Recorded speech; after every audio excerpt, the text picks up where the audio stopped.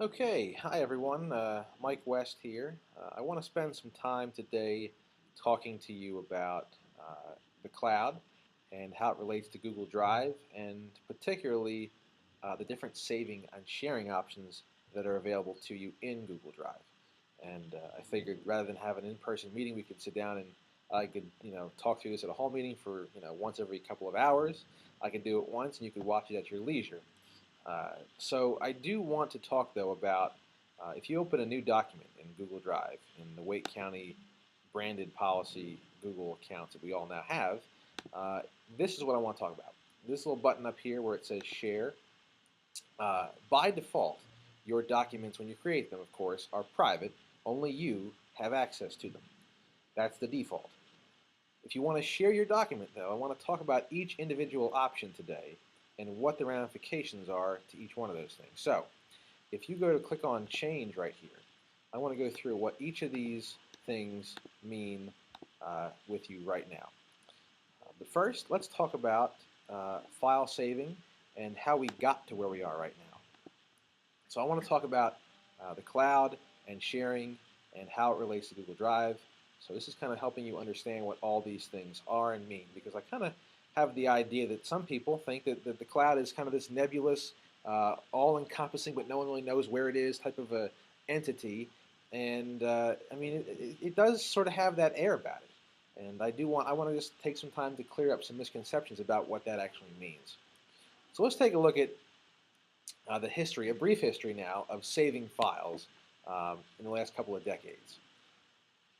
Coming out of the 1980s, by far the most mainstream way of saving a file and carrying it with you digitally was a floppy disk. And these things were 5.25-inch floppies that I think were made by IBM. They had a magnetic strip inside of them, and they held a whopping 1 megabyte of information. It's 1 million bytes. To put that in perspective, actually, your iPhone, for example, takes pictures, and an average picture that you take with your iPhone is about 1.7 megabytes. So not even one photo would fit on one of these 5.25-inch floppy disks. So that's kind of where we're at today versus how far we've come. But that was amazing for the time. The idea of taking digital files and holding 1 million bytes of information in your hand, that's pretty remarkable. These things eventually evolved into the 3.5-inch floppy disks that held a little bit more space, but not much. These were about 1.5 megabytes, and they were much more durable, and they were smaller, so that was kind of nice. And that was kind of right around the time Windows 95 came out. They were the ubiquitous way of saving information. Then, of course, everything changed with music and movies and data and everything when the CD-ROM came out. And these things, a CD-ROM, can hold about 700 megabytes of information. That's 700 million bytes of information on their laser digital device there. Now, I know I'm skipping over some of the stepping stones as to how we got there. One of them, more notably, for example, was the zip disk. You remember these things.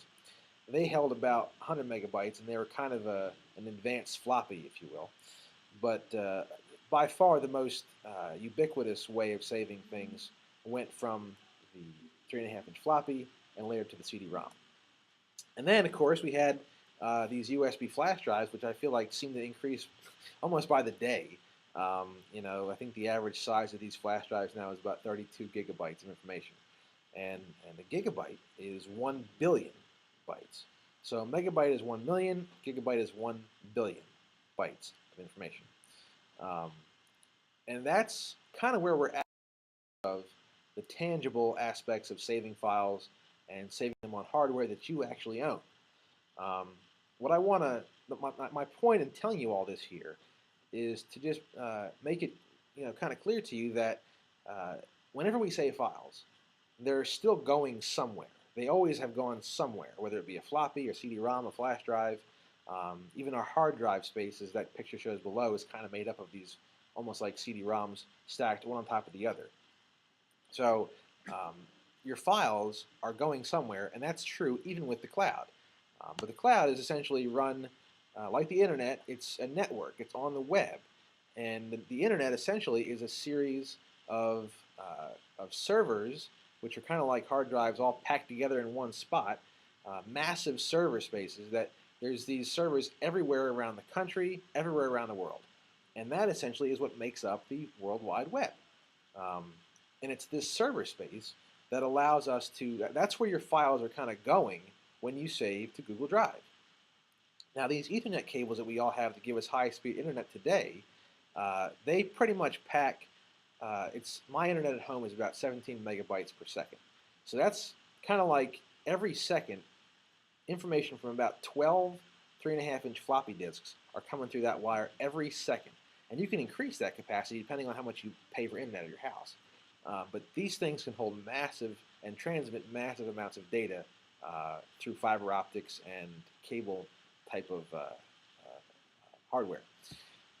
So these things essentially are what make up this cloud that we call Google Drive. And other companies have their own versions of the cloud. I mean, Apple now has the iCloud. Microsoft Office calls it Office 365 now. So these things are not just owned by Google, but Google, I think, is one of the most mainstream ones at this point in time. And actually, when you save a file, it goes to potentially a server center, a data center. It's actually owned by Google in Lenore, North Carolina. That's our closest Google data center. And that data center actually it's one of about half a dozen other ones throughout the country. And so when you save a file or create a presentation using Google Drive, it's likely going to one of these 6 server space data center things. This is where Google keeps all of its information. So that's kind of, again, my point to showing you this is your files are still going somewhere even if you don't see it. But what I want to get back to is your link sharing when you create a file via Google Drive. And again, I want to reiterate the fact that your default for all documents are private. So it's not like these things are public whenever you create them. Your default for creating documents is private. It's only when you click on that blue button at the top where it says Share, this box comes up, and you can choose which of these you want to use, and I want to talk about what each of these mean. So if you have a basic Gmail account and you create a document with Google Drive, you'll see only these 3 options: public on the web, anyone with a link, and specific people. And I'll show you what each of these things mean in just a minute. But with the Wake County apps we have now for education, we have these 2 additional options. And again, I want to talk about what each of these things means one by one. The public on the web is kind of the Wake County's version of that. So if something is public, it means it's public to the world. If it's public to Wake County, anybody in this county that has access to a Wake County email address has access, or potentially has access, and I'll clarify that in just a moment. And the same is true with the link. If you have the link in the regular internet type of thing, the people at Wake County, it's kind of like that version of that as well for the folks at Wake County. And again, let's take these one by one. So if you create a document and you share it and you choose public on the web, that means that anybody in the world could potentially find and access your document. They don't have to sign in to see it. So it's kind of like you're creating a web page that looks like a Word document. That's essentially what that means, and anybody can find it. If you choose the second option here, anyone with the link, what that means is that anyone with the link has access to this thing, no sign-in required. So the biggest advantage to Google Drive files, unlike Microsoft Word on your hard drive, for example, is that you can share not your flash drive or hand someone a floppy disk anymore. You can give them a hyperlink, and that'll take them to your document, which is extremely convenient. Flip side is you do lose some control over how that is used. What I mean by that is if you choose option 2, anybody with a link, you can kind of think of that as a combination lock on your document. And I didn't choose a lock and key for a very particular reason, and that is just like a combination lock. If you tell someone your combination to your lock, you have no way of knowing for sure if they will ever share that combination with somebody else, and somebody else, and somebody else. So once that combination is out of your space, that you no longer own that combination, you kind of lose the complete control over what's in your locker. The same is true for your Google Drive. It's more secure than public because you won't be able to search for it, but it does potentially open the door for people to find this if they're given the link. So you're going to have to trust people that you give the link to, just like in real life. You got to trust the people you're giving your information to. If you choose Wake County Public School System, that's kind of like I said, the public on the web, except it only applies to people that work and go to school in. It's a big difference here in Wake County. I say that because I want to just make something clear, because we don't have student accounts quite yet.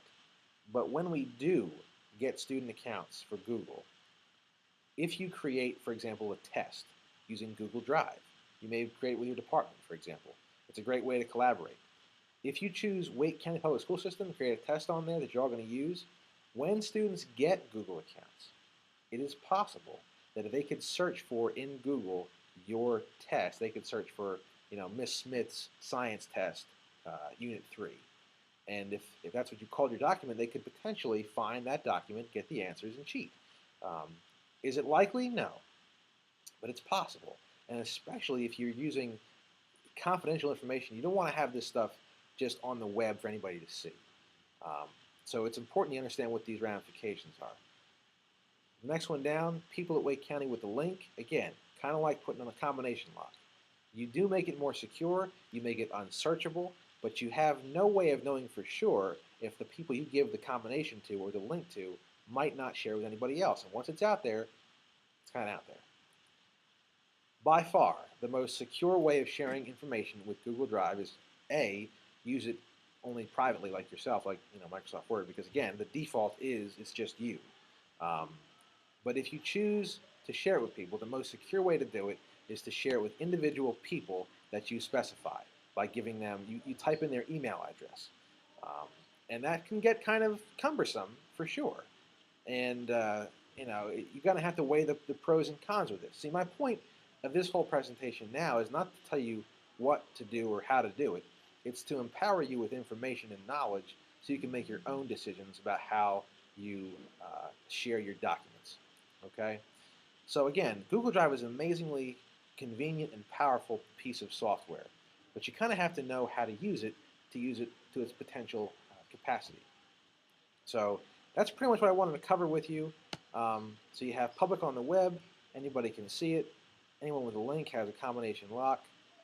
Wake County Public School System, then you have anybody with a link in Wake County, and specific people means you give individuals access as you specify. Okay? Hope that was helpful. If you have any questions, feel free to give me a call.